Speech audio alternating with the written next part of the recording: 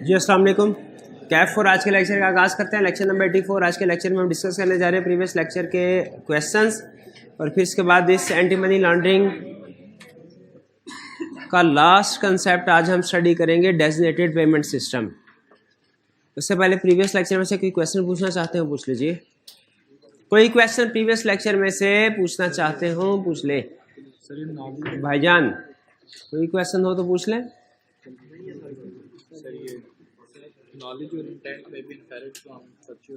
Knowledge or intent may be inferred from factual circumstances। तो कह रहे हैं असल में जब कि कोई बंदा किसी मनी लॉन्ड्रर के फ्रंट मैन की हैसियत से काम कर रहा होता है ना, उससे जब पैसे बरामद होते हैं तो वो यही कहता है कि जी इसका मेरे से कोई ताल्लुक नहीं है, ठीक है। लेकिन क्या हम ये मान लेंगे कि इसका से कोई ताल्लुक नहीं है? नहीं, हम हालातों वाक़यात से जायज़ा लेंगे।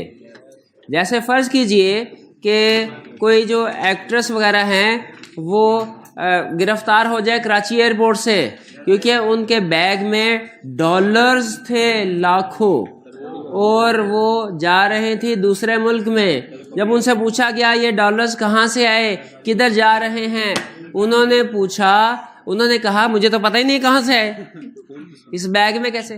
तो हम क्या ये बात मान लेंगे कि किसी के बैग में लाखों डॉलर्स पड़े हुए हैं और उसको पता ही नहीं कि ये किसके हैं, उसके बैग में कैसे आए? तो इससे क्या कहता है लॉ कि हम क्या अंदाज़ा, इस पार्टी को नॉलेज है कि नहीं, कैसे अंदाज़ा लगाएंगे? फैक्चुअल सर्कमस्टांसेस थे। अब आप खुद बताइए, क्या फैक्चुअल सर्कमस्टांसेस है, क्या आप इस नतीजे पे पहुंच नहीं जाते कि इस पार्टी को नॉलेज था इस इंफॉर्मेशन का? यही कह रहा है कि किसी पार्टी को ये नॉर्मली उसने लाइन लिखी है फ्रंट मैन के तौर पे जो लोग काम करते हैं ना उनके लिए, कि उनको इस इलीगल मनी का, इस मनी लॉन्ड्रिंग का, कि ये प्रोसीड्स ऑफ क्राइम के पैसे हैं और मनी लॉन्ड्रिंग के लिए यूज हो रहे हैं, इसका नॉलेज था कि नहीं था, ये फैक्चुअल सर्कमस्टेंसेस से अंदाजा लगाया जाएगा। और कोई क्वेश्चन? शुक्रिया भाई। और कोई क्वेश्चन? इलेक्ट्रॉनिक मनी क्या समझ? देखिए इलेक्ट्रॉनिक मनी की वर्डिंग थोड़ी ट्रिकी है। कल हमने जितना को एक्सप्लेन कर सकते थे हमने कर दिया, अब इसको आपने याद करना है। ये हमारे सिलेबस में ये सिर्फ इसके मेमोराइजेशन शामिल है। मैंने आपको पहले ही बता दिया था कि जो आखिरी 3 चैप्टर्स हैं और जो पहले वाला चैप्टर है बिजनेस का, इसमें शाज़ और नादर ही कोई केस स्टडी टेस्ट करता है। क्वेश्चन सारे रिप्रोडक्शन के होते हैं, इसीलिए इलेक्ट्रॉनिक मनी को भी आपने याद कर लेना, ठीक है। और इलेक्ट्रॉनिक फंड ट्रांसफर की डेफिनेशन भी इसी तरह रटे वाली डेफिनेशन है, याद कर लेना। और कोई क्वेश्चन? अच्छा ये G conviction of accused for respective predicate offence is not required. पहले तो आपको पता होना चाहिए, एक तो है मनी लॉन्ड्रिंग ऑफेंस जो प्राइमरी ऑफेंस है, एक है प्रेडिकेट ऑफेंस। प्रेडिकेट या समझ ले रिलेटेड है ऑफेंस, प्रेडिकेट ऑफेंस रिलेटेड। ये कौन सा ऑफेंस है? ऐसा जुर्म, मनी लॉन्ड्रिंग इन इटसेल्फ तो जुर्म है ही है। प्रेडिकेट ऑफेंस ऐसा जुर्म है जिससे मनी लॉन्ड्रिंग करने के लिए पैसे हासिल किए जाते हैं, यानी मनी लॉन्ड्रिंग करना इटसेल्फ जुर्म। और फिर इस मनी लॉन्ड्रिंग के पैसे जो आए, ये जो मनी लॉन्ड्रिंग जुर्म है, और मनी लॉन्ड्रिंग के पैसे जिस जुर्म से आए, यानी किडनैप किया, रिश्वत ली, इससे जो पैसे आए, ये किडनैप करना, रिश्वत लेना, ये मनी लॉन्ड्रिंग नहीं है, ये प्रेडिकेट ऑफेंस है। और इससे जो पैसे आए उनको अगर मनी लॉन्ड्रिंग में यूज किया गया तो वो मनी लॉन्ड्रिंग अलग क्राइम है, ऑफेंस है। अब यहाँ पे ला ये कह रहा है कि किसी पे मनी लॉन्ड्रिंग का जुर्म साबित करने के लिए जो प्रेडिकेट ऑफेंस है वो साबित करना जरूरी नहीं है, क्योंकि हो सकता है प्रेडिकेट ऑफेंस का कोई सबूत ना हो लेकिन मनी लॉन्ड्रिंग साबित हो जाए।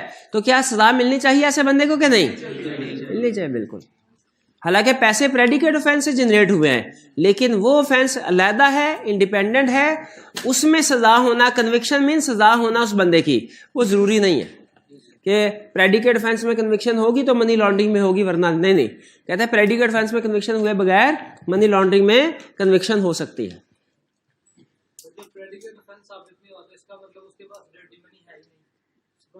जब प्रेडिकेट ऑफेंस नहीं, जब प्रेडिकेट ऑफेंस साबित ही नहीं हुआ, इसका ये मतलब नहीं उसके पास डर्टी मनी है ही नहीं।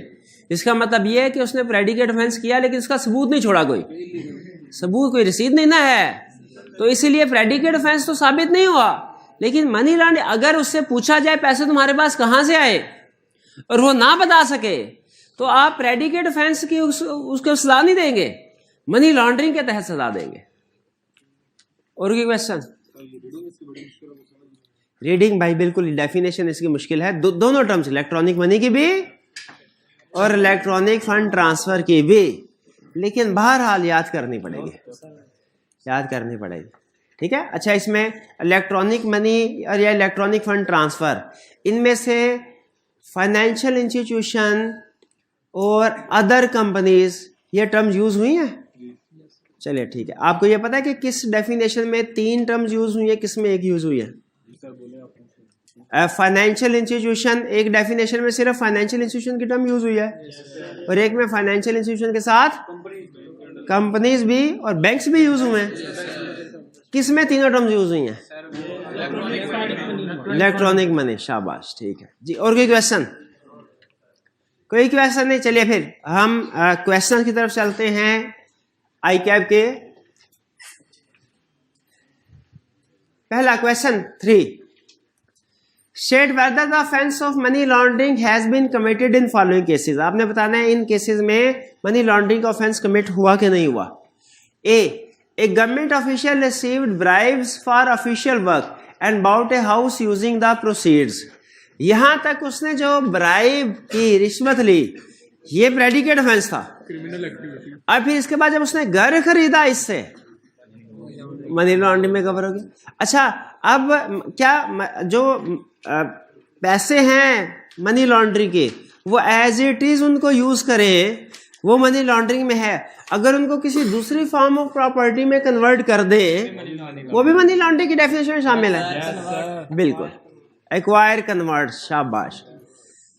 B, a banker knowing that the transaction in a client's account represented proceeds of crime concealed it from law enforcement agencies। Banker को पता था ये क्राइम के पैसे हैं, उसने लॉ एनफोर्समेंट एजेंसीज को कम्युनिकेट नहीं किया। मनी लॉन्ड्रिंग है। मनी डेफिनेशन ऑफेंस में कौन से वाला पॉइंट अप्लाई होता है इसके ऊपर? Conceals to nature. शाबाश। पहले वाला एक्वायर था, ये कंसील्स टू नेचर, ये भी ऑफेंस है मनी लॉन्ड्रिंग का। शाबाश।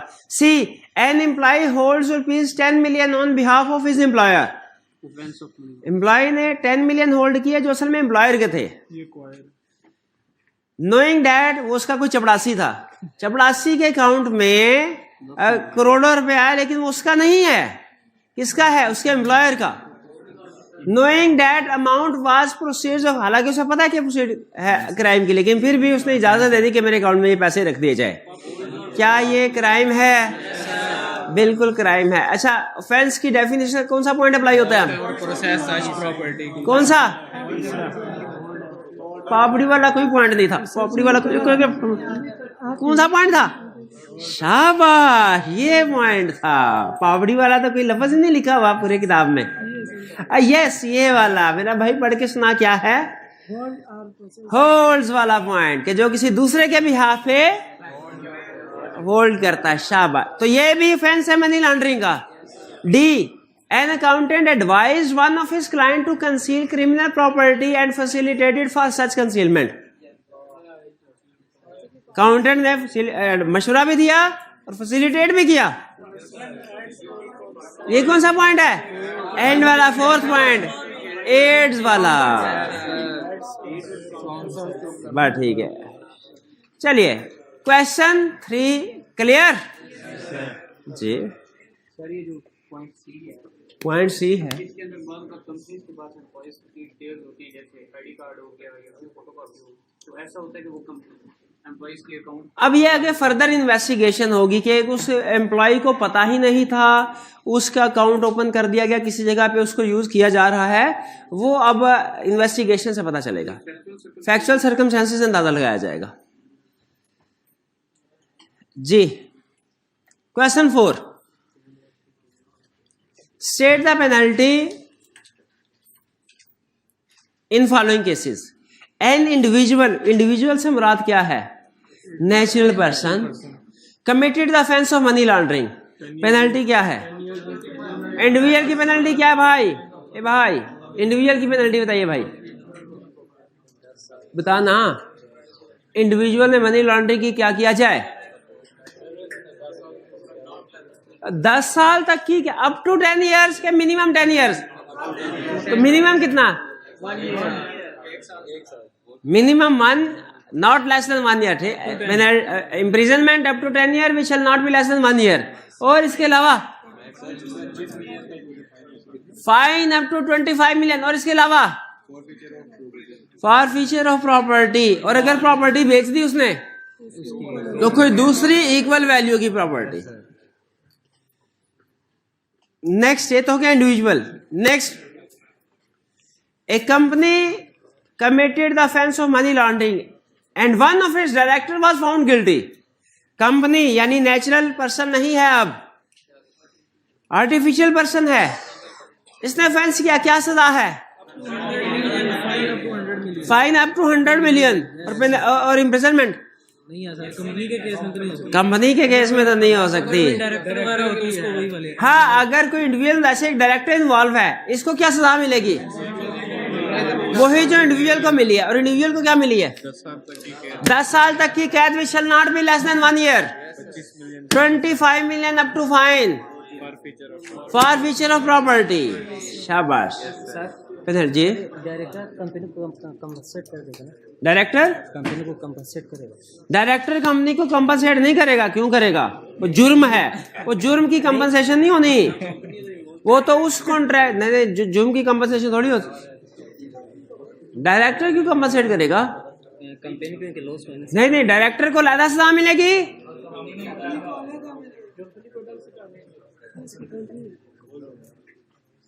मेरा भाई क्या बता रहा था, उसको रिवाइज करवा रहे थे। शाबाश शाबाश जी। यहां पेनल्टी में कोई प्रॉब्लम? चलिए अब चलते हैं। अच्छा, ये कंसेप्ट में कोई प्रॉब्लम हुआ है इसके कि इलेक्ट्रॉनिक मनी और इलेक्ट्रॉनिक पेमेंट सिस्टम की डेफिनेशन बहुत मुश्किल है। इसके अलावा कोई प्रॉब्लम हो तो बताइए। अल्फाज मुश्किल इस्तेमाल किए। अच्छा देखिए, कोई कंसेप्ट होता ना तो हम उसके अल्फाज को सिंप्लीफाई कर सकते थे, लेकिन जो डेफिनेशंस होती है ना, इसमें बहुत ज़्यादा रूम नहीं होता। किसी हद तक फिर भी हमने सिंप्लीफाई करने की कोशिश की है, लेकिन इसको ज़्यादा चेंज नहीं कर सकते। जो डेफिनेशंस होती हैं वो हमारी मजबूरी होती है, हमने उसको एज इट इज़ याद करना होता है। आपको अंदाज़ा हो गया डेफिनेशन की नेचर ऐसी होती है। बाज़ औक़ात MCQs भी बना लेता है डेफिनेशन में से, तो अगर उसको चेंज करें तो फिर वो वर्ड जो है ना वो नहीं पिक कर पाता स्टूडेंट। चलिए अब चलते हैं हम आगे। Designated payment system. Payment system किसे कहते हैं? क्वेश्चन ये है कि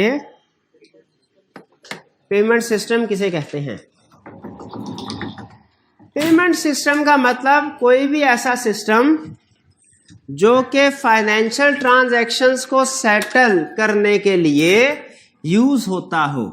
पेमेंट सिस्टम का मतलब, पहले मैं आपको पेमेंट सिस्टम एक्सप्लेन करूंगा, फिर डेजिग्नेटेड पेमेंट सिस्टम एक्सप्लेन करूंगा।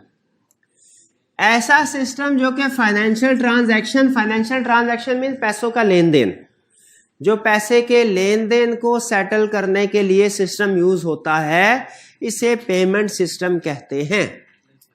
ये पेमेंट सिस्टम मैनुअल भी हो सकता है, इलेक्ट्रॉनिक भी हो सकता है। जैसे आप एक बंदे से दूसरे बंदे को पैसे ट्रांसफर करवाने हैं, मैनुअल भी करवा सकते हैं, इलेक्ट्रॉनिक। आजकल तो ज्यादातर इलेक्ट्रॉनिक पेमेंट सिस्टम का दौर है ना, और कल हमने इलेक्ट्रॉनिक पेमेंट सिस्टम पढ़ लिया, ठीक है। अच्छा, आज हम ये पढ़ने जा रहे हैं कि जितने भी इलेक्ट्रॉनिक पेमेंट सिस्टम है, क्या किसी की भी अब मर्जी है वो जब चाहे पाकिस्तान में अपना कार्ड कोई लॉन्च कर दे, अपनी कोई ऐप लॉन्च कर दे, या कि कुछ ना कुछ इसके ऊपर रेगुलेशन है। यही कंसेप्ट पहले बता रहा है। पेमेंट सिस्टम क्या है? फाइनेंशियल ट्रांजैक्शन को सेटल होने के लिए यूज होता है जो। फिर अगला कंसेप्ट नेक्स्ट, के क्या इस पेमेंट सिस्टम को ऑपरेट करने के लिए कोई पर्सन होता है, कोई लोग होंगे जो इस पेमेंट सिस्टम को ऑपरेट कर रहे होंगे, कि पेमेंट सिस्टम खुद ब खुद ऑपरेट हो रहा होगा? लोग होंगे, और वो लोग होंगे वो फाइनेंशियल इंस्टीट्यूशन की डेफिनेशन के मुताबिक, चूंकि डिपॉजिट्स वगैरह में डील कर रहे हैं तो वो फाइनेंशियल इंस्टीट्यूशन समझे जाएंगे। तो इसका मतलब है जहां कहीं कोई पेमेंट सिस्टम होगा वहीं पे उसको कोई ऑपरेट करने वाला ऑपरेटर भी होगा। जहां कहीं कोई पेमेंट सिस्टम होगा ऑपरेट करने वाला, जैसे सादा पे, नया पे, ये कार्ड्स हैं, visa card, master card, debit card वगैरह, क्या ये ऑटोमेटिकली ऑपरेट होते हैं कि इनको ऑपरेट करने के लिए कुछ लोग मौजूद हैं?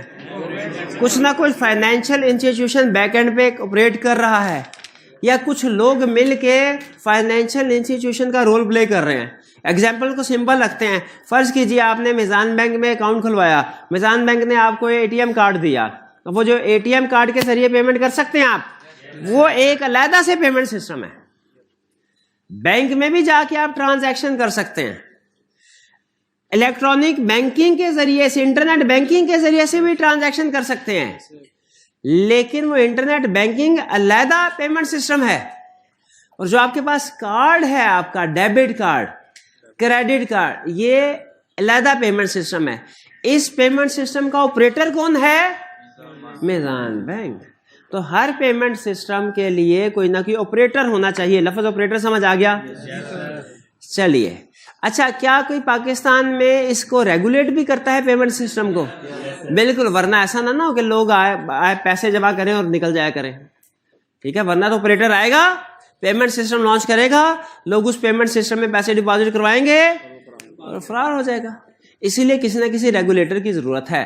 पाकिस्तान में चूंकि पेमेंट्स के हवाले से जितनी भी डीलिंग होती है, बैंकिंग सिस्टम के हवाले से, फाइनेंशियल सिस्टम के हवाले से, उनका regulator State Bank of Pakistan है। इसलिए State Bank of Pakistan authorise करता है, लाइसेंस देता है किसी भी पेमेंट सिस्टम को। पाकिस्तान में किसी ने भी पेमेंट सिस्टम स्टार्ट करना है, ऑपरेट करना है पाकिस्तान में, तो वो चाहे वो मास्टर कार्ड का हो, चाहे वो वीजा का हो, चाहे कोई और हो, जिसने भी ऑपरेट करना है वो स्टेट बैंक से लाइसेंस लेगा, स्टेट बैंक उसको लाइसेंस देगा, फिर वो ऑपरेट करेगा।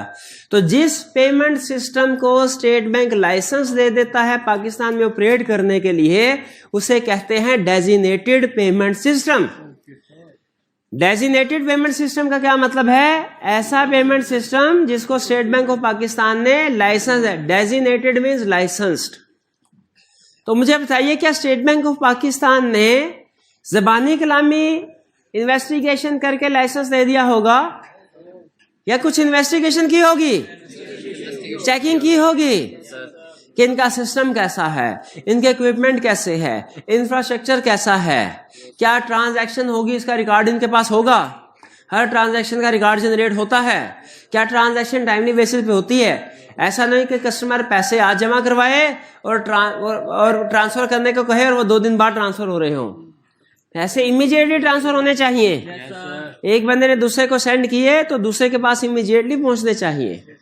इसीलिए State Bank of Pakistan authorise करने से पहले, लाइसेंस देने से पहले इंस्पेक्ट करेगा इक्विपमेंट्स का, उस पेमेंट सिस्टम के इक्विपमेंट का, वो रिलायबल है कि नहीं।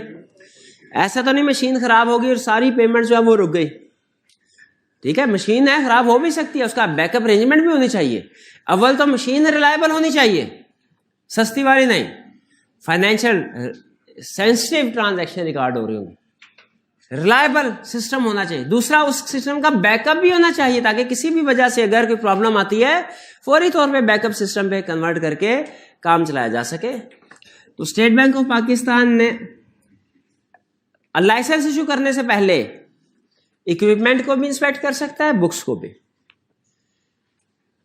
फिर इसके बाद ये तो थे basic concept. Basic concept clear हो गए कि डेजिग्नेटेड पेमेंट सिस्टम पाकिस्तान में रन करने से पहले स्टेट बैंक ऑफ पाकिस्तान से लाइसेंस लेना पड़ेगा। State Bank of Pakistan licence लेने से पहले इक्विपमेंट को इंस्पेक्ट करेगा, बुक्स को इंस्पेक्ट करेगा। कर लिया जी। अब सुनिए, इसमें 2 बड़ी पार्टीज हैं, वैसे 3 बड़ी पार्टीज हैं। एक तो रेगुलेटर है स्टेट बैंक ऑफ पाकिस्तान, एक ऑपरेटर है, ठीक है, और एक है यूजर्स, मैं और आप। जो कि अकाउंट खुलवाएंगे अपना अपना इस पेमेंट सिस्टम में, जैसे हमने जैज कैश में अपना अपना अकाउंट ओपन करवाया हुआ है। ठीक है, इलेक्ट्रॉनिक पेमेंट सिस्टम है तो इसमें आसानी से कार्ड ओपन हो जाए, आपको बैंक जाने की जरूरत नहीं है, घर बैठे अकाउंट वगैरह ओपन हो जाते हैं जी। तो जो हम लोग हैं जिन्होंने, इनको कहते हैं पार्टिसिपेंट्स। तो पेमेंट सिस्टम में 3 पार्टीज हैं, State Bank of Pakistan, operator, participants. User में पार्टिसिपेंट में user, State Bank of Pakistan, operator और participant. State Bank of Pakistan investigation कर ले, उसने कहा ठीक है आपको लाइसेंस देते हैं, लेकिन आपने कुछ अरेंजमेंट, ऑपरेशनल अरेंजमेंट करनी है ये इंश्योर करने के लिए ताकि पेमेंट सिस्टम सही तरीके से काम करे। वो ऑपरेशनल रिस्पॉन्सिबिलिटीज क्या ऑपरेटर की, ऑपरेटर ने कौन कौन सी ऑपरेशनल अरेंजमेंट्स करनी है, ये अब स्टडी करने जा रहे हैं। क्या स्टडी करने जा रहे हैं? ऑपरेटर ने कौन कौन सी ऑपरेशनल अरेंजमेंट्स करनी है। सबसे पहले डेजिग्नेटेड पेमेंट सिस्टम में पार्टिसिपेट करने के लिए क्राइटेरिया क्या होगा, टर्म्स एंड कंडीशन क्या होंगी, ये ऑपरेटर ने डिसाइड करनी है। ऐसा नहीं हम जाके कहें अकाउंट ओपन करते हो, कहेंगे account open, terms and condition होती है ना। जैस कैश इजी पैसा अकाउंट खुलवाते हैं, टर्म्स एंड कंडीशन होती हैं जो आपने कभी नहीं पढ़ी होती। बैंक में अकाउंट खुलवाने जाए वो भी टर्म्स एंड कंडीशन होती है जो कभी, तो टर्म्स एंड कंडीशन, लेकिन पढ़ना चाहे आप पढ़ सकते हैं। तो सबसे पहली रिस्पॉन्सिबिलिटी क्या है ऑपरेटर की, कि उसने डेजिग्नेटेड पेमेंट सिस्टम में पार्टिसिपेशन के लिए क्राइटेरिया बनाना है, टर्म्स एंड कंडीशन बनानी है कि 18 साल से कम उम्र है अगर आप, तो आपका अकाउंट ओपन नहीं होगा। अगर पाकिस्तान के सिटीजन नहीं है आपका अकाउंट ओपन नहीं होगा, और जब अकाउंट ओपन होगा तो ये टर्म्स एंड कंडीशन है, आप इसको इलीगल एक्टिविटीज के लिए इस्तेमाल नहीं करेंगे। ये टर्म्स एंड कंडीशन बनाना किसकी जिम्मेदारी है? स्टेट बैंक ऑफ पाकिस्तान के ऑपरेटर की। दूसरी अरेंजमेंट, दूसरी रिस्पॉन्सिबिलिटी वो क्या है? Rights and liabilities of operator and participants. दोनों पार्ट देखिए, जब हम अकाउंट खुलवा रहे होते हैं, जैसे बैंक में अकाउंट, तो जो हम साइन अकाउंट ओपनिंग फॉर्म होता है ना हमारा, वो एक तरह से हमारा कॉन्ट्रैक्ट है बैंक के साथ। उसमें बैंक के भी राइट्स एंड लायबिलिटीज लिखी होती है, हमारे भी राइट्स एंड लायबिलिटीज लिखी होती है। तो दूसरे नंबर पे ऑपरेटर की रिस्पॉन्सिबिलिटी है कि दोनों पार्टीज की जो भी रिस्पॉन्सिबिलिटीज होंगी वो डिसाइड करने हैं। जिनकी रिस्पॉन्सिबिलिटी होगी इनके अकाउंट में पैसे पहले जमा करवाएंगे, फिर ट्रांसफर की इंस्ट्रक्शन देंगे। और हमारी रिस्पॉन्सिबिलिटी होगी जैसे ही ट्रांसफर की इंस्ट्रक्शन देंगे, अगर इनके अकाउंट में पैसे हैं हम ना नहीं करेंगे, और पैसे भिजवाएंगे और फौरी भिजवाएंगे। हाँ, थोड़े से पैसे कम भिजवाएंगे, चार्जेस ले लेंगे, शाबाश। तो ये सारी टर्म्स एंड कंडीशन, ये सारी रिस्पॉन्सिबिलिटीज डिटरमिन करना किसकी जिम्मेदारी है? ऑपरेटर की या पार्टिसिपेंट की? पार्टिसिपेंट की ऑपरेटर की? तो rights and liabilities of operator and participant, इन दोनों के राइट्स एंड लायबिलिटीज डिसाइड की जाएंगे। के लिए कौन करेगा डिसाइड? फिर जी खुद ही राइट, कि हमारा राइट है, हम आपसे फीस डिडक्ट करेंगे, हमारा राइट है। ये ऑपरेटर, फीस कितनी होगी किसने डिसाइड करना है? ऑपरेटर ने। ठीक है भाई, आपको मानना है आपने तो अकाउंट ओपन करें, नहीं तो चले जाए भाई। आपको इतराज है कोई तो भाग जाए।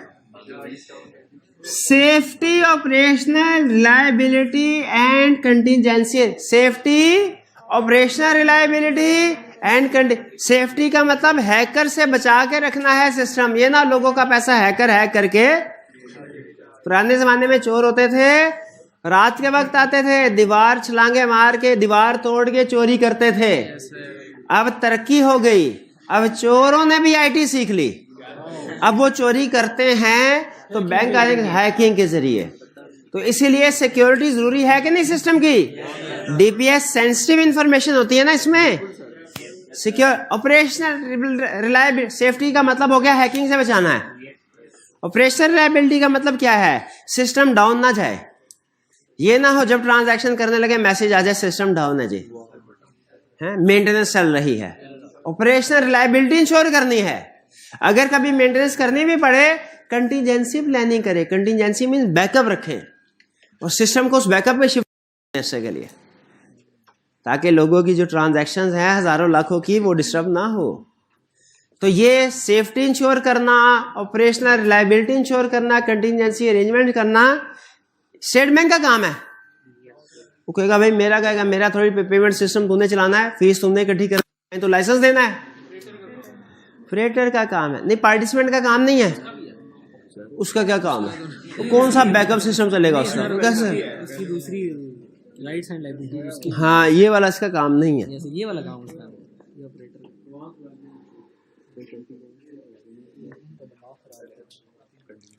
कंटिजेंसी अरेंजमेंट का मतलब है, इसके साथ लिख ले बैकअप अरेंजमेंट, कि अगर कभी डिसास्टर हो तो अल्टरनेट सिस्टम मौजूद हो।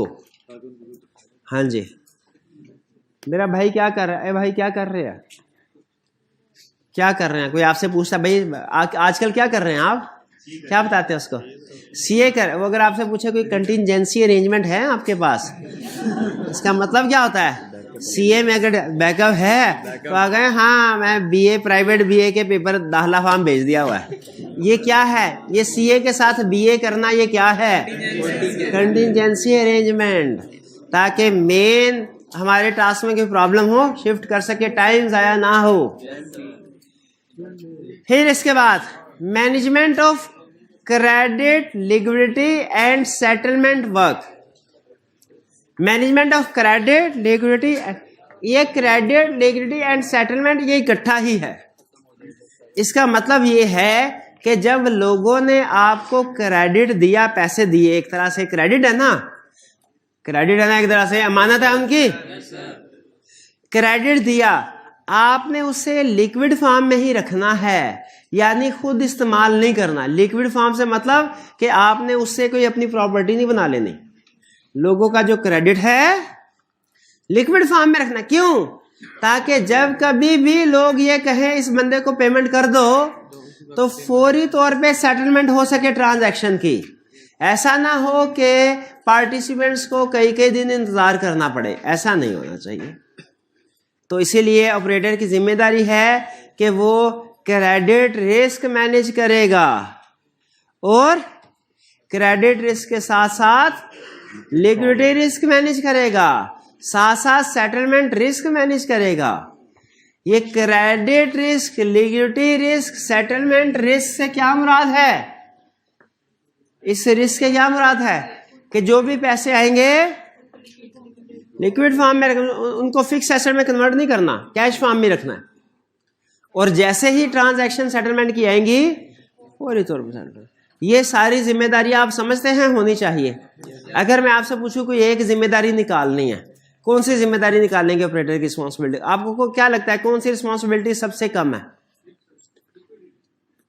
लिक्विडिटी, यानी पैसे होने चाहिए, पेमेंट भी कर देगा, लेकिन आज इंस्ट्रक्शन दी तो 2 दिन के बाद तो चलेगा? कोई भी नहीं। समझते हैं आपके सारी रिस्पॉन्सिबिलिटीज होनी चाहिए। चलिए अब सुने, लाइसेंस किसने दिया? स्टेट बैंक ऑफ पाकिस्तान ने। जिसने लाइसेंस दिया कि वो लाइसेंस रिवोक करना चाहे कर सकता है। 2 अल्फाज है, दोनों में फर्क है। एक है लाइसेंस सस्पेंड करना, एक है लाइसेंस रिवोक करना, दोनों में फर्क है। आर्जी तौर पे कहते हैं सस्पेंड करना और परमानेंट रिवोक। क्या state Bank of Pakistan suspend भी कर सकता है, रिवोक भी कर सकता है? किन सिचुएशन में रिवोक कर सकता है? अगला कंसेप्ट क्या? स्टेट बैंक ऑफ पाकिस्तान किन सिचुएशन में डीपीएस का यानी डेजिग्नेटेड पेमेंट सिस्टम का लाइसेंस रिवोक कर सकता है? पहला, अगर जिन टर्म्स एंड कंडीशन की वजह से कि बेस पे ये लाइसेंस दिया था उन टर्म्स एंड कंडीशन की वायलेशन हो, लाइसेंस रिवोक कर दो। उसे कहा था इंफ्रास्ट्रक्चर अच्छा होना चाहिए, बुक्स, वो क्या करता है? ट्रांसफर कर रहा है, रिकॉर्ड कोई नहीं रख रहा। हालांकि स्टेट बैंक ने पहले कहा था तूने सारी ट्रांजैक्शन का रिकॉर्ड भी रखना है, रिकॉर्ड नहीं रखना। कुछ पता नहीं चल रहा पैसे कहां से आ रहे हैं कहां जा रहे हैं। स्टेट बैंक ऑफ पाकिस्तान क्या करे? लाइसेंस कर सकता है, बिल्कुल। तो पहला क्या है, जब वायलेशन हो टर्म्स एंड कंडीशन की, स्टेट बैंक लाइसेंस रिवोक कर सकता है। दूसरा point, DPS ceases to operate effectively as DPS, designated payment. Licence तो ले लिया लेकिन उसके बाद काम शुरू ही नहीं किया, या शुरू किया तो बंद कर दिया, और अब 1 साल हो गया है, अब वो ऑपरेट ही नहीं कर रहे पेमेंट सिस्टम को।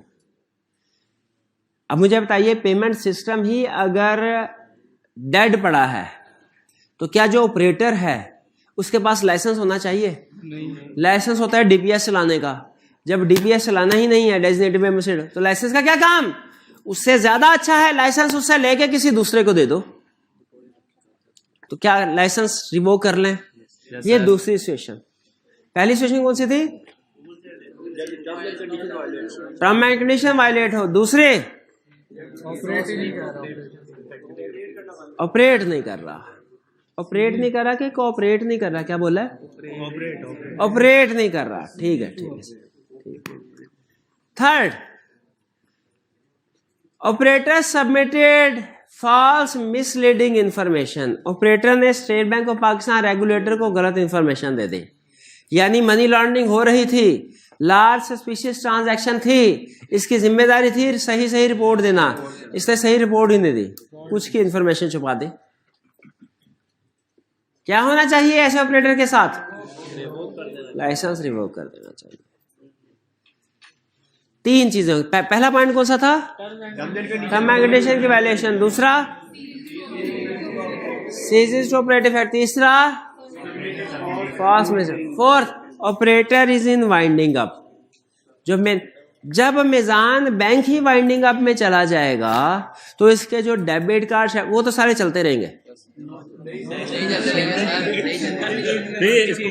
नहीं चलेगा भाई, नहीं चलेगा। तो ऑपरेटर अगर वाइंडिंग अप में गया, डीपीएस भी वाइंडिंग अप में गया, लाइसेंस खत्म। वाइंडिंग अप का मतलब है खत्म हो जाना, वाइंड अप कर देना, वाइंड अप कर देना।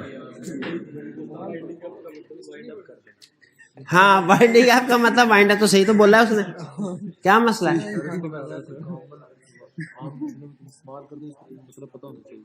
आम जबान में जो अल्फाज इस्तेमाल होते हैं ना, उसका मतलब आपको पता होना चाहिए। तो क्या होते हैं?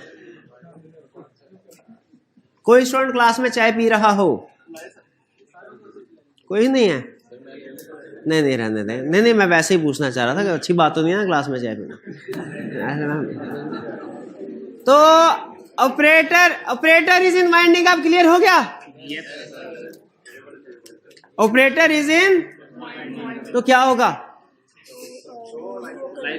डीपीएस का लाइसेंस रिवोक कर। Last, state bank considers it in public interest. देखिए, जब स्टेट बैंक को लगता है ना लाइसेंस देना डीपीएस का पब्लिक इंटरेस्ट में है, वो लाइसेंस दे देता है। जब उसे स्टेट बैंक को लगे लाइसेंस रिवोक करना पब्लिक इंटरेस्ट में है, लाइसेंस को रिवोक कर देगा। एग्जाम्पल ये कि स्टेट बैंक हूं मैं, आप ऑपरेटर है, आपने कहा सर ये जो सादा पे नया पे है ना, ये सही सिस्टम नहीं है, मैं एक गुड पे लाना चाह रहा हूं। ठीक है, सिस्टम मेरा बड़ा, मैं ये देखूंगा कि अगर पब्लिक इंटरेस्ट में है मैं आपको इजाजत दे दूंगा। मैं कहूंगा अपना सामान चेक करवा दो जरा, सही चलने वाला है कि नहीं, अपना रिकॉर्ड वगैरह जो है, रिकॉर्ड देखो मेंटेन हो रहा है कि नहीं हो रहा। अगर इक्विपमेंट रिलायबल है, अगर बुक्स ऑफ अकाउंट्स मेंटेन करने के काबिल है, भाई state Bank of Pakistan inspection कर सकता है कि नहीं? तो खुद बताएं, इंस्पेक्शन किए बगैर लाइसेंस देना चाहिए कि इंस्पेक्शन के बाद? तो जब ये पब्लिक इंटरेस्ट में होगा आपको लाइसेंस मिल जाएगा। कहा दी एग्जाम्पल हुई है, अरे वो क्या करते हैं आप?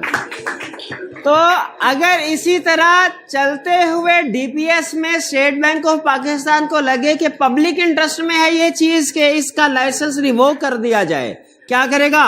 रिवोक कर देगा। State Bank of Pakistan considers it in public interest to revoke the designation. Clear जी? अच्छा, मुझे बताइए, क्या आपको पता है कि ऑपरेशनल अरेंजमेंट्स की रिस्पॉन्सिबिलिटी किसकी है? और क्या क्या रिस्पॉन्सिबिलिटीज हैं ऑपरेटर? और किन कंडीशंस के मुताबिक स्टेट बैंक ऑफ पाकिस्तान किन सर्कमस्टेंसेस में लाइसेंस रिवोक कर सकता है? हाँ, लेकिन एक चीज ध्यान में रखिएगा, स्टेट बैंक ऑफ पाकिस्तान ने जब लाइसेंस रिवोक करना होता है ना, अपॉर्चुनिटी ऑफ देता है कि ऑपरेटर जो परेशान बैठा है, आपका डीपीएस का लाइसेंस हम रिवोक करने लगे हैं, थोड़ा सा और परेशान हो जाए। लेकिन देखिए, रिवोक करने से पहले इनका मौकफ सुनना चाहिए।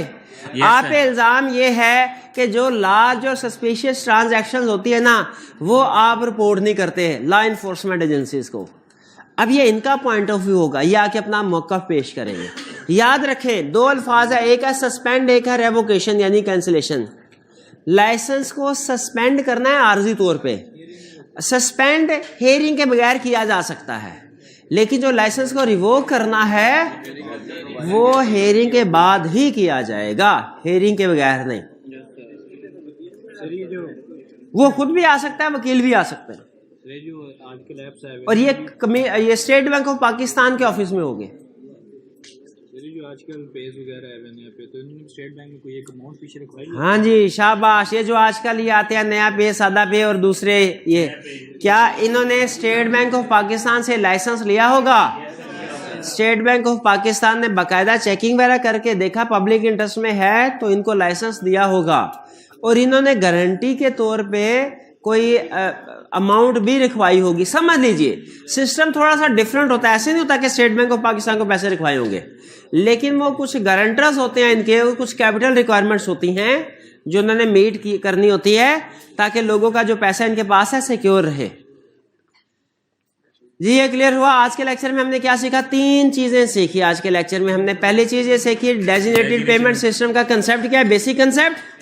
फिर हमने देखा रिस्पॉन्सिबिलिटीज क्या है, ऑपरेशनल अरेंजमेंट्स की ऑपरेटर की, और फिर revocation by operational arrangement by operator और revocation by State Bank of Pakistan. Clear? इनमें कोई प्रॉब्लम? चलिए ऐसा कीजिए, आपके पास 5 मिनट का टाइम है, इस कंसेप्ट को एक दफा पढ़ लें, कोई क्वेश्चन हो तो पूछ लें, फिर इसके बाद हम एमसीक्यूज को डिस्कस करते हैं। इसी आज ही कर लेते हैं कि होम असाइनमेंट के तौर पे दे दें। नहीं, आपने कौन सा करके आने हैं? अभी के अभी डिस्कस होंगे, अभी के अभी। अब 5 मिनट है, रीडिंग कर लें।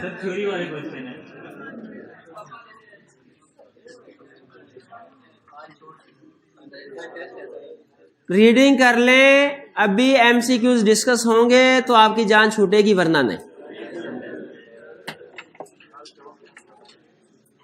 आज टर्म टेस्ट नहीं है, कल है।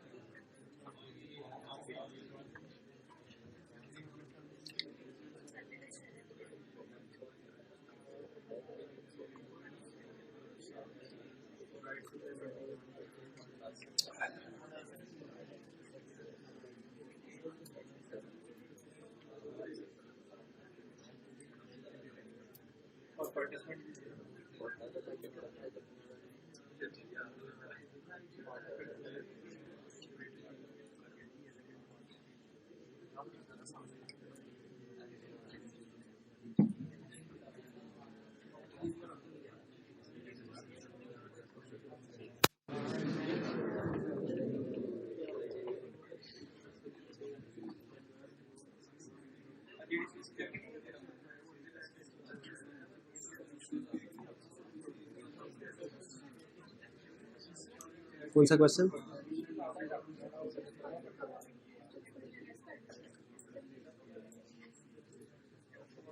हाँ, पेमेंट सिस्टम या डेजिग्नेटेड पेमेंट सिस्टम एक ही बात यहाँ पे है। पेमेंट सिस्टम और डेजिग्नेटेड पेमेंट सिस्टम में टेक्निकली फर्क है। पेमेंट सिस्टम कोई भी, डेजिग्नेटेड पेमेंट सिस्टम जिसको स्टेट बैंक ने ऑथोराइज किया हो, लेकिन ये अंडरस्टूड है कि पाकिस्तान में कोई भी पेमेंट सिस्टम वो काम नहीं कर सकता जब तक स्टेट बैंक की तरफ से लाइसेंस ना हो।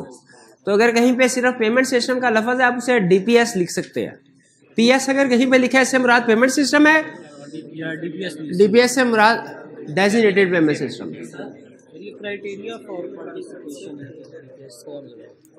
Criteria for participation in DPS, इसका मतलब ये है कि ऑपरेटर डिसाइड करेगा कि जिसने पार्टिसिपेट करना है, जिसने पार्टिसिपेंट बनना है, जिसने हमारे पास अकाउंट ओपन करना है, उसके लिए एलिजिबिलिटी क्राइटेरिया क्या होगा। जैसे हम बताए 18 साल का से ज्यादा का हो, पाकिस्तान का शहरी हो, ठीक है, तो वो ओपन कर सकते हो। और की क्वेश्चन नहीं? इंश्योरेंस कंपनी को भी स्टेट बैंक रेगुलेट कर, अब मेरा हाल है एससीसी भी करता है, पहले स्टेट बैंक करता था। ऑपरेशनल रिलायबिलिटी का मतलब है कि जो उसके ऑपरेशंस हैं रिलायबल तरीके से चलते रहे। ऐसा ना हो कि एक एक अकाउंट में पैसे भेजे और दूसरे के अकाउंट में चले जाएं, सर्वर डाउन ना हो। गूगल से भी ऑथराइज कराना पड़ेगा ऐप को। चलिए रीडिंग कर लिया आपने, अब एमसीक्यूज की तरफ चलते हैं।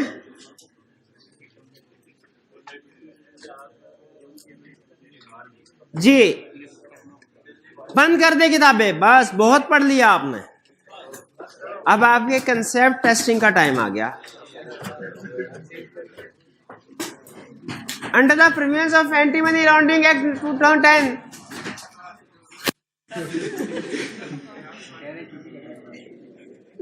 Which of the following is not a financial institution? इनमें से कौन सा फाइनेंशियल इंस्टीट्यूशन नहीं है? क्या लैंडिंग बिजनेस है फाइनेंशियल इंस्टीट्यूशन? लीजिंग बिजनेस भी है, एजुकेशनल बिजनेस भी है, ये नहीं है। और business trading in transferable securities भी है। तो करेक्ट ऑप्शन क्या हुई? सी, शाबाश। Second, if a person holds or possesses on behalf of any other person any property, knowing or having reasons to believe that such property is proceeds of crime. Offence में लिखा, offence की definition में उसने जो अल्फाज use किए हैं proceeds of crime. He is guilty of offence of money laundering. कौन सी ऑप्शन ठीक है? सी, प्रोसीड्स ऑफ क्राइम। शाबाश। Next, third, in which of the following cases a person is deemed to have committed an offense of money laundering? इनमें से किस में उसने money laundering का जुर्म किया है, ऑफेंस किया है? If a person acquires, converts, possesses, uses or transfer property knowing or having reason to believe that such property proceeds of crime? Yes. If a person conceals or disguises the true nature, origin, location, disposition, movement or ownership of property knowing or having reason to believe that such properties proceeds of crime? ये भी है। If a person holds or possesses on behalf of any other person any property knowing or having reasons to believe that such properties proceeds of crime? ये definite अभी तो पढ़ा, question किए तो all of the above. 4, Habib is guilty of an offense of money laundering. Court may punish him with rigorous imprisonment for a term which shall not be less than 1 year. हाँ, not less than 1, which may extend up to 10 years. ये भी ठीक है, किसको click करें? C option. Which shall not be less than 1 year but may extend up to 10 year. Best option here. Complete option is best option. तो correct option हुई सी।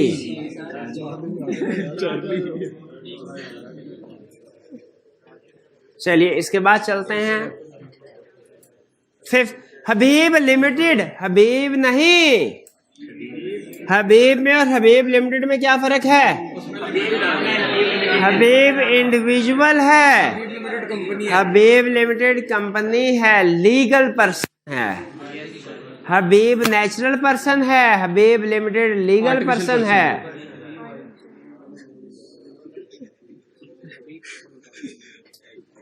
क्या ढूंढ रहे हैं भाईजान? और इधर क्यों ढूंढ रहे हैं? क्या करते हैं खुदा का भाई? इधर आ जा, इधर आ जा, इधर आके बैठ। कल इधर आके बैठना है आपने, उधर ये इस सीट पे, इधर नहीं बैठना, अच्छा बंदा नहीं है ये। पहले बता दिया था ना, देखा वो टाइम शिफ्ट हो गया इधर। Habib limited guilty of offence money laundering, the court may punish it with rigorous imprisonment. अच्छा ये हो गया, नहीं हुआ तो ये भी सी होगा। सी नहीं है, क्या है ये?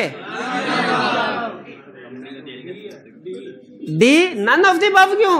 कुछ ना कुछ सजा तो मिलनी चाहिए। कंपनी है, कंपनी को भी कोई कैद कर सका है कभी? नहीं कर सका, तो इसमें none of the above. 6, Abid is guilty of offense of money laundering. He shall be liable to fine which may 25 million। ये आबिद है कि आबिद लिमिटेड है? 25 मिलियन क्या 100 मिलियन? 25 मिलियन। 10 मिलियन किस केस में? नहीं 10 मिलियन किस केस में? 7, Abid Limited is guilty of offense of money laundering.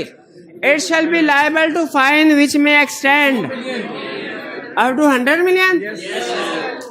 अभी तो ऊपर 25 मिलियन बोला आपने। इंडिविजुअल के लिए लिया, वो इंडिविजुअल था, ये कंपनी है। Individual 25 million, company 100 million. Individual 1 से 10 साल, कंपनी 9 साल। नो मीन्स नन, नन, 9 नहीं, नन, कोई भी नहीं, NONE। चलिए ये 7 आबिद लिमिटेड गिल्टी, ये क्लियर हो गया। आबिद लिमिटेड के केस में सी ऑप्शन करेक्ट है। यहाँ पे बी, इंडिविजुअल के केस में मैक्सिमम फाइन लिमिट है 25 मिलियन, लीगल पर्सन के केस में मैक्सिमम फाइन लिमिट है 100 मिलियन। नेक्स्ट है Abid in connection with his directorship in Abid Limited is guilty of offence of money laundering. He shall be liable to fine which may extend up to 25 million. अभी तो आबिद था, अब ये इस पिछले आबिद वाले केस में और इसमें क्या फर्क है? वो अकेला था, अब ये कंपनी के साथ कनेक्टेड है, डायरेक्टर है। तो कंपनी का डायरेक्टर अगर मनी लॉन्ड्रिंग में इन्वॉल्व हो, क्या सजा है? बब नहीं, इंडिविजुअल वाली जो क्या है 25 मिलियन तक। 25 मिलियन, शाबाश। 9, which of the following persons have been mentioned in the definition of electronic money? हाँ, किसने डेफिनेशन याद की थी इलेक्ट्रॉनिक मनी की? एक और ये भाई, आपने बताना है इलेक्ट्रॉनिक मनी की डेफिनेशन में इन तीनों में से कौन सी टर्म यूज हुई है। इलेक्ट्रॉनिक मनी की डेफिनेशन में बैंकिंग कंपनी यूज हुई है? Yes sir. Financial institution? बिल्कुल सर। एनी अदर कंपनी और पर्सन? बिल्कुल सर। तीनों यूज हुई है, पक्का? तो करेक्ट ऑप्शन क्या हुई हमारी? डी, तीनों यूज हुए। Yes sir. अच्छा, एक मिनट है। और इलेक्ट्रॉनिक फंड ट्रांसफर की डेफिनेशन में कौन सी यूज हुई? बैंकिंग कंपनी या फाइनेंशियल इंस्टीट्यूशन? Financial institution.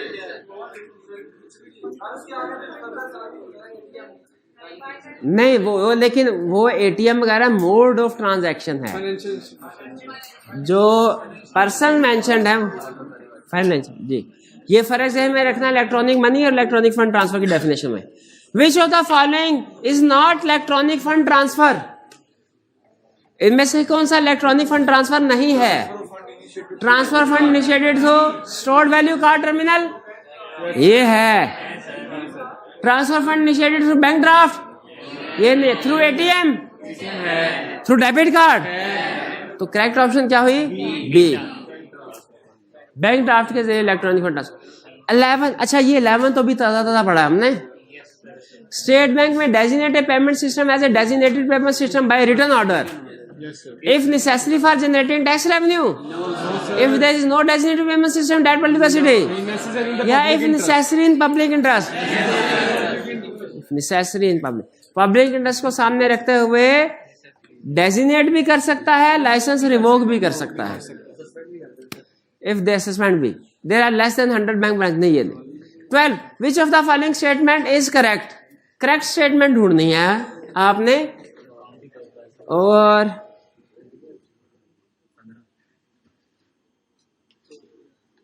पहली स्टेटमेंट, स्टेट बैंक में designate a payment system as a designated payment system by a written order if necessary in the public interest। ये सही है, ये सही।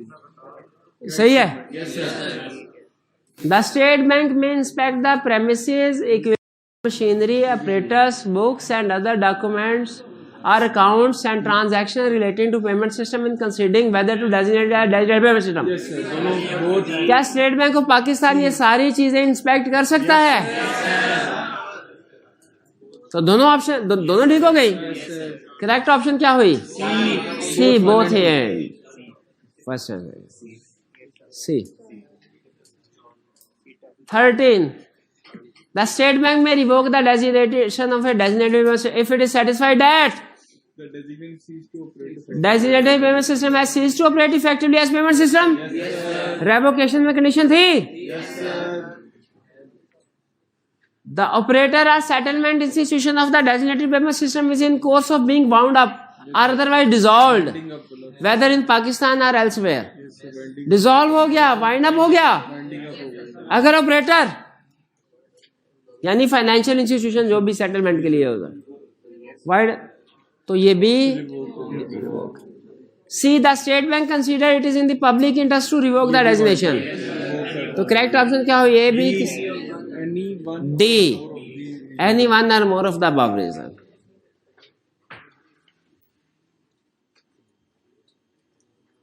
Which of the following statement is are true? दो statement दिया, बताना कौन सी ट्रू है कौन सी false. The state bank shall not revoke a designation without giving the operator of a designated payment as opportunity to be heard। ठीक है। The state bank shall not suspend a designation without giving the operator designated payment an opportunity to be heard। नहीं suspend किया जा सकता। Suspend किया जा सकता है विदाउट, यानी first correct, A1 only। Second false. तो ए वन ओनली करेक्ट है। 15 which of the following operational arrangements among other things are required to be established by operator of designated payment system? Rules and procedures setting out the rights and liabilities of operator and participant and the financial risk participant में incur। Financial risk वाली बात हमने नहीं पढ़ी थी, है ना। ये देखिए नोट्स में अगर फाइनेंशियल वाली बात है तो ठीक है, वरना इसको ऐड कर लें। जहां पे वो कह रहे हैं ना राइट्स एंड लाइबिलिटी, रिस्क वाली बात लिखी हुई है नोट्स में। रिस्क वाली बात लिखी हुई है कि rights and liabilities operational arrangements है ना। ऑपरेशनल अरेंजमेंट वाले कंसेप्ट में रिस्क वाली बात लिखी है, लिख ले फिर साथ। जहां पे वो राइट्स एंड लाइबिलिटीज की बात कर रहा है ना, ये राइट्स एंड लाइबिलिटीज, ये इसके साथ फिर फाइनेंशियल रिस्क भी लिख दे कि ऑपरेटर फाइनेंशियल रिस्क भी बताएगा। सेटलमेंट रिस्क लिखा हुआ है, वही है सेटलमेंट रिस्क ही फाइनेंशियल रिस्क है। बताएगा जी, ये जिम्मेदारी है। B criteria for participation designated payment system, ये भी ऑपरेशनल अरेंजमेंट्स में शामिल है। Measures to ensure the safety, security and operational liability of designated payment system including contingency arrangement। Contingency arrangement तो है। तो करेक्ट ऑप्शन क्या हुई? ए, बी के C? All of the above, D. चलिए, इसके साथ हमारा चैप्टर 16 कंप्लीट हो गया। पूरे चैप्टर 16 में बस दो चीजें प्रॉब्लम वाली हैं, इलेक्ट्रॉनिक मनी की डेफिनेशन, फंड ट्रांसफर, और उसमें भी लास्ट तो याद कर लेंगे। चलिए जी, आज का लेक्चर यहाँ खत्म करते हैं। अल्लाह हाफिज।